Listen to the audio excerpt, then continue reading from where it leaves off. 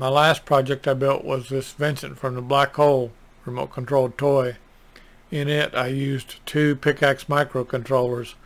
One was for driving this little LED matrix display in the front, and another was for producing sound effects with a DF player. That's a little MP3 player, but you can control with a serial port like from this Picaxe or an Arduino. This video will be about an intro to the Picaxe, basically a little bit on the programming, where to get it. First of all, the Picaxe is a microcontroller made by Microchip that the company RevEd in the UK has programmed with a very proprietary software that includes a bootloader and a basic interpreter. The basic interpreter allows you to write programs in a version of the basic programming language. The difference between the Picaxe and say an Arduino is the Picaxe is much slower. It's an interpreted language. It's slower for other reasons. And another big difference you'll see in the programming, besides the fact that it uses BASIC and not the C++ programming language, is that it does not handle floating point or negative numbers. So all the numbers you will use have to be between 0 and 65,535. This might sound like a pretty big limitation, but for most projects it's really not. Now I'll show where you can get the Picaxe and where you can get the Picaxe software. The software is free. First of all, let's go to the software. You'll get it from right here. It's this Picaxe Editor 6. It's a free download. Just download it and install it just like you would anything else. No problem there. Now this is interesting software because it's going to allow you to try out whether you're interested in the Picaxe or not, because it has a simulator in it. So you don't have to spend any money to find out if this is something that you might like or not like. So my advice is, first of all, go here and get this and try it out, see what you think about it. Now to get the hardware, since this is made for the UK educational system, basically, it has a lot of good documentation, like commands. You can find out what all the commands do. There's a surprising amount of commands for such a little chip. The manuals, it has a pretty good set of manuals. The first three are especially the ones you'll want. There is a forum that's very helpful. If you're in the UK, you can just buy the hardware from RevEd in the UK, or probably anywhere in the EU or anywhere else in the world. In the United States, the shipping was kind of high to get it from RevEd, so I got it from here, a robot shop. They have a pretty good selection of Picaxe stuff, not the whole line. To program the Picaxe, you're going to need some type of a programming cable. This is the one RevEd sells. It's kind of expensive because it's made from an FTDI cable, a real one, not a fake one. I don't use this. I use a CH340 cable with an inverter on the transmit and receive lines. A homemade cable like I use is a pretty good option if you want to save a few dollars and you're good at soldering things together, building kits and things like that. If not, and you want to be more assured of success, you need to use this cable here that RevEd sells. It's kind of expensive, almost $22, but there's a better option. You go down here, this starter pack. It includes the cable, a development board, but you'll have to solder up, but it's not too bad. It's probably easier than building the inverter circuit, and a battery connector, battery holder and connector. I've put these together before. It's a pretty good system. You probably want to buy one even if you don't go this route, just to have it on hand. If you want to build up things on a breadboard, this thing right here is what you need. You'll have to solder this together too. It will adapt that 3.5 millimeter stereo jack to your breadboard, so you can build your circuits, your Picaxe circuits on a breadboard. This is a good option. So this and A homemade cable is probably the cheapest you can get by with. Just build your circuits up on a breadboard. Now let's write a program for our Picaxe. This program is just going to blink an LED. We'll first use a simulator and then I'll show it on some hardware. The simulator, it'll show up down here on this pin. We're going to write a little program that makes this pin high, waits for a second, makes it low, waits for a second, and then does it all over again. To do that, first thing we need is a label, someplace where we can tell our program to jump to. Start seems like a good name. A colon is what you put at the end of a label. Now we're going to tab over. We're going to use high. It's this pin is called C1, so we're going to say C.1. This is not case sensitive. Like I used a lower C here. I just like to capitalize them. Go to our next line. Pause. 1000. So this line, high, will make this pin high. This line, pause, will wait for 1000 milliseconds. You have a little tooltip down there if you hover over it. Go to our next line, low. Now we're going to use the same pin, low C1. Now we're going to use another pause. Pause for another second. Now we need to get back up to the top where start is. So go to start. Now if we wonder if this passes syntax, we can go up here and hit the ABC check. 14 bytes of our 2K of memory. Now we're just going to simulate it. So simulate tab. If we just hit run, it'll just run continuously. Let's do that first, and we should see this line down, or this pin down here start blinking.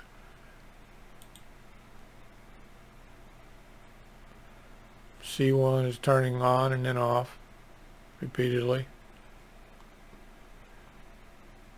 We can stop that. We can step through this program one line at a time. Go up here and right click on run. Now we're in step mode. Every time we hit this step button, or space says control space, it'll execute a line. So high C1, make this pin high. Change color. Pause 1000, we won't see anything here.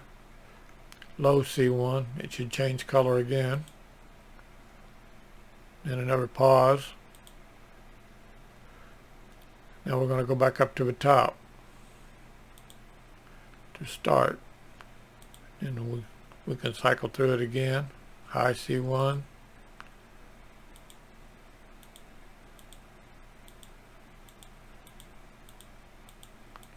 So you can see this is a pretty handy tool, especially if you're just learning how programs work. You can actually just step through them. You don't need to write complicated code on a hardware and expect it to work first time. You can write little pieces of code, try them out here, and see if they do what you think you want them to do. See if there's a problem with your logic before you even start messing with hardware. So let's stop the simulation. Now we're going to run our program on some actual hardware. This is the hardware we're going to use. This little guy right here is the RobotHuts Time Circuit display that he put on Thingiverse. I've reduced it to a 3rd scale. I had to reprint the little domes. My domes don't look near as good as his. I didn't have any translucent colored filament, so I just used clear filament and put some red, green, and yellow paint on it. This board right here is called an AX091 Picaxe development board. I won it in a contest from RevEd a few years ago, a design contest. Now the main thing about the board is it had this little Picaxe 08M2 chip up here that we're using, and that chip is just hooked up to our let's go back to the other screen.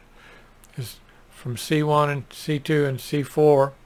It goes from C1 through 150 ohm resistor to an LED, C2 through 150 ohm resistor to an LED, C4 through 150 ohm resistor to an LED. The LEDs the other side are connected to the 5-volt rail, or the voltage plus rail. So putting a low on these pins will actually make the LED light up. It's just the way I've learned to do it. I generally sync current, not source it. The Picaxe can sync 20 milliamps of current. That's one big difference between this circuit and the 555 timers that RobotHuts used on his time display. They can sync 200 milliamps. So he was driving much bigger LEDs than I am. Mine are just little 5mm LEDs hidden under these domes.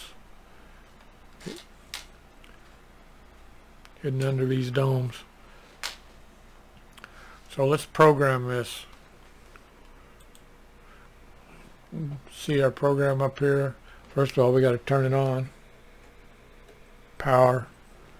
Right now, the program in the Picaxe is just one I wrote that just takes this switch input and puts it on the LED output. Nothing too hard. We want to put this program in there though.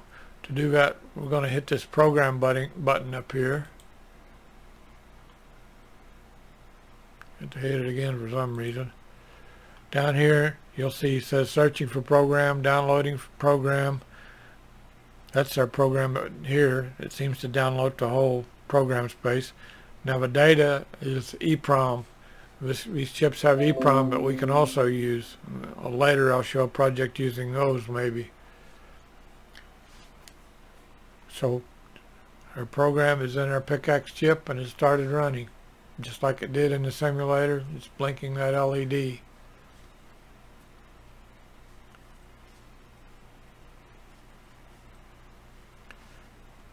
Well, now we need to get all three of our LEDs blinking in a somewhat random fashion. To do that, I'm going to use multitasking. This little chip, the Picaxe chips, can run more than one task at a time. I believe it can run 8 tasks at one time. We're only going to run 3 of them. Each task will be to blink an LED. To tell the Picaxe that this is a task, we're going to change this start to start 0. And if we hover over it, we'll say it's a special label defines the start position of a parallel task. So this is going to be a task. Now we can't go to start anymore since we don't have a start. We need to go to, let's call it loop 0. Loop is a keyword, but loop 0 is not. And we're going to make a label called loop 0 up here. Since it's a label, we need the colon after it. Let's go back home and see if it checks out. Yeah, you can always check your syntax up here. Now that is a task. We need another task. We're just going to copy and paste this. A lot of copy and paste in programming, or at least the way I do it. We're going to change this to start 1. We're going to change this to loop 1. This could be loop A, B, or C, whatever. That's not important. Just got it's referenced down here, so go to loop 1 and back up here. So this is its own little task. Now this one's controlling pin C1. We want this little task here to control pin C2. So we need to change those lines so that it's making C2 high and then low, and then going back up here and doing this. So you can think of these as running almost independently of each other. It's actually a time slicing type thing. It runs one program for a while and then runs another for a while. And it has limitations, I'm sure severe limitations, but for this little problem we're doing here, blinking in 3 LEDs, I think it'll work just fine. Well, I know it will. I've tried it. Well, let's just see if that works. See if that'll blink 2 LEDs.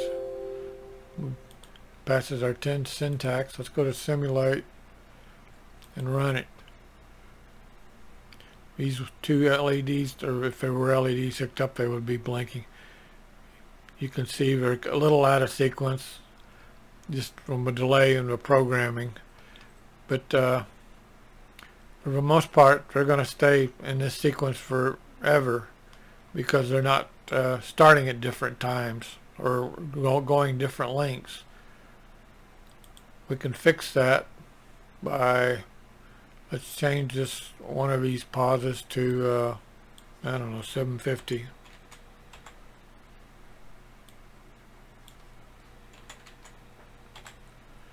Now let's simulate it again. They'll fall out of sync over time.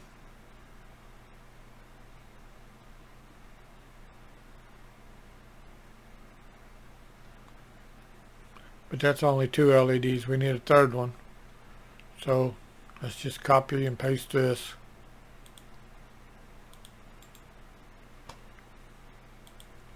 We need to change this to start 2.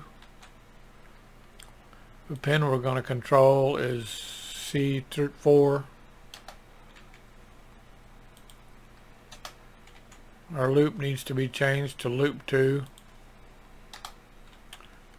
Go to loop 2 down here. You don't want this one going up here to, you want them staying in their own little task. So let's change the pause here so that they won't be all in, it won't be in sequence with this one or in unison. Let's change that to it's 500. Well, actually it shouldn't be a multiple of that either, probably. Let's change it to 600.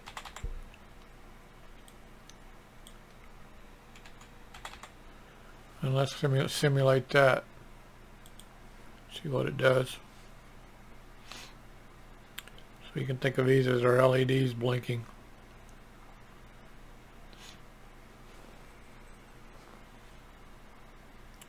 That seems to work. Let's put it in the chip and see if it works.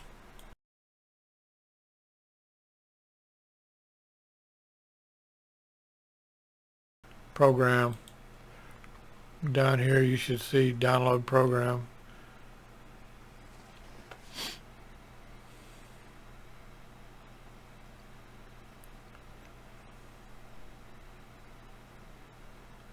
Now it's blinking. They're all 3 blinking.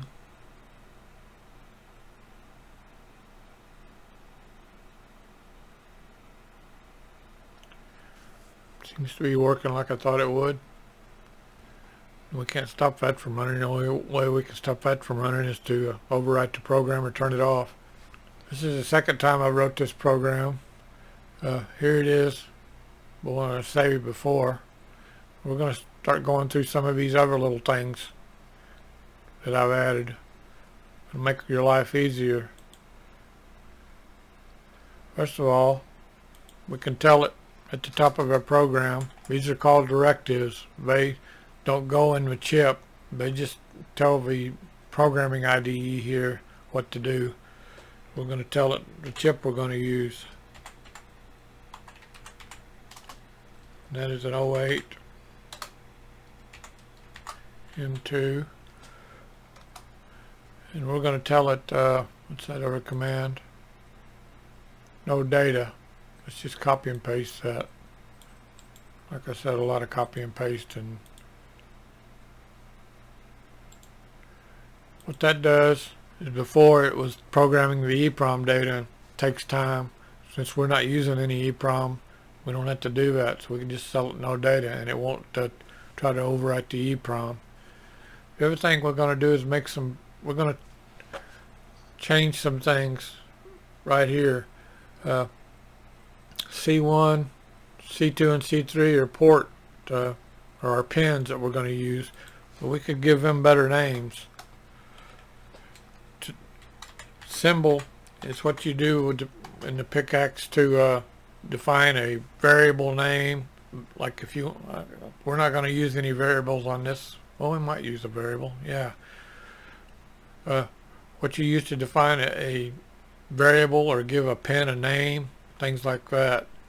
It's used for more than one type of thing. It's not like in a Arduino when you just tell a variable what name it's going to be. So symbol, let's call it LED 0 equals C1. Have to get, that's our pin number. Let's make it LED 1 since it's on C1. We'll make a symbol for our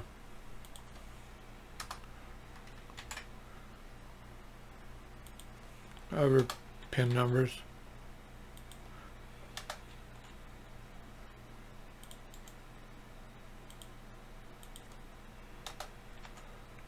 This will be C4, out of sequence, but okay. Now to use these symbols, what we'll do is just change this to LED 1, or where we had a pin number before. Change these to LED 2.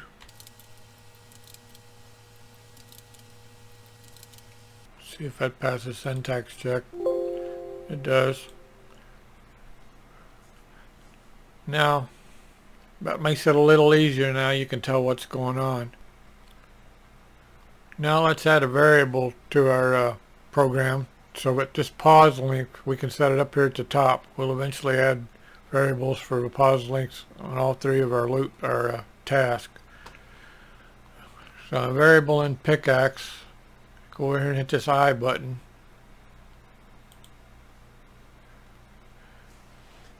And here's basically the layout we're going to use of Picaxe 08M2. W0 is a 16-bit variable. It can hold values from 0 to 65,535. W0 is made up of byte variables B0 and B1. So inside this W0 are these two. And inside B0 and B1 are bits 0 through 7 and 8 through 15. So you can actually have a variable with just one bit. This is true for W0 and W1. These are two word variables that go all the way down to the bit level. But all these other variables are made up of 2 bytes. And you can address this variable as the bytes inside of a variable. It's kind of hard to get your head around. And these are our we have 13 word variables or 27 byte variables. And there's ways to use other memory in the Picaxe for variables if you need it. I believe you can go up to 256 on the 08M2. Can't remember, it's been a while. But you have to use an index pointer type thing. But there is more RAM than this that you can use if this is a limit for you. So what we're going to do, they're also over here, you can see them on the right hand side. We're going to make a variable, use the same symbol statement what we did for making these constants. Symbol, let's make it speed 1 for the first LED equals W, we'll just use W0. Now we can change, I'll just do some copy and pasting. We can change these values here to our speed 1 variable. Check our syntax. This would work. We're going to go ahead and make variables now. We'll go ahead and make variables for our other 2 tasks. We'll do some copy and paste.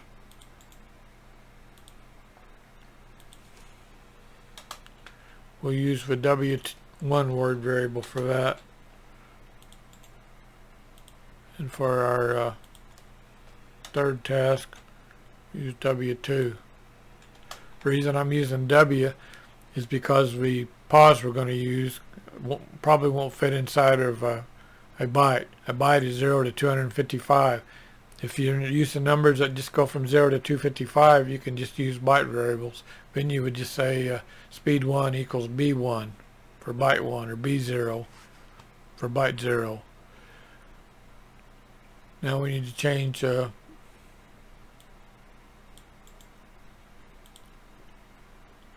these.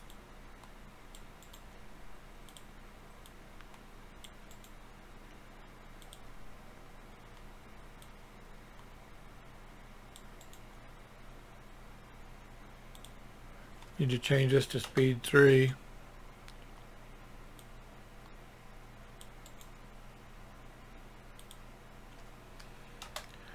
Now, this should pass syntax check, but there's a problem here. We told it where the variable is going to be, but these variables are probably going to have 0 in them. So we need to put some initial values in there. So we'll do it outside of this loop here. For each task, after a start label and outside of a loop, we're going to say speed 1 equals, I don't know, 400. Just copy that.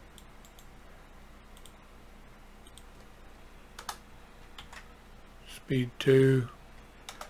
We don't want them to all be the same, though. We want them to get out of sync.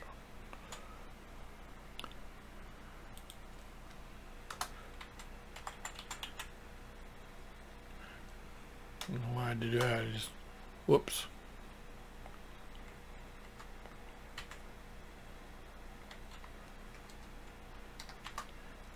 Got a little carried away with the delete key.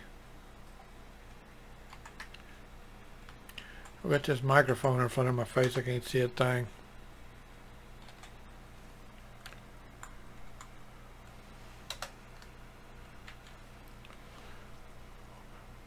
I'm going to indent them over. The more programming you do, the more important indentation becomes. Makes things more logical when you look at it. I like to keep just the labels on to the far left. Let's do an ABC check. Now we can see our variables over here. W0 is speed 1. After you do the ABC check, that is. W1 is speed 2. W3 is speed 3. We can look at our C constants. LED1. These are actually port numbers. Doesn't make much sense. Well, there's some other variables or system variables. Keep going to the wrong thing. Here's our labels that we're using. Got sidetracked there. Let's put this in our program, or well, let's just simulate it first, see if it works.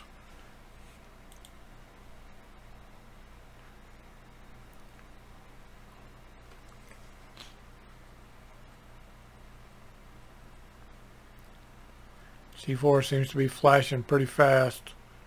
See, that's controlled by, that's our third task.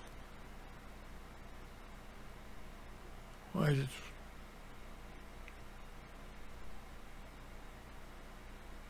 Oh, the reason for that is I didn't have an assigned a value to speed 3. I reassigned a value to speed 2 up here. That's called a bug. Well, let's stop it. Let's change this to speed 3. See, I was changing this variable again, which I'm sure had some funny effects. Now let's run that again. Should make more sense now. Yeah.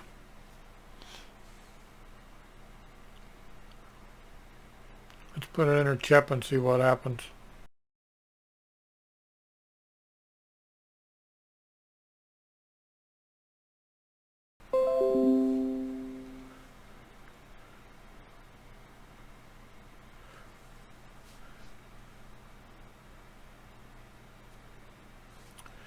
We can adjust these all we want till we get it to where we think it looks right. Let's go back and see what that looks like full screen. I'm just using the Logitech software that came on my webcam to do with screen capture. It actually works better than OBS on my computer.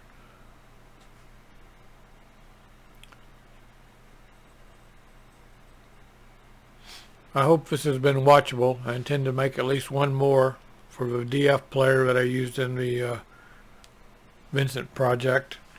It's fairly easy to control. So we'll see you next time. Thanks for watching.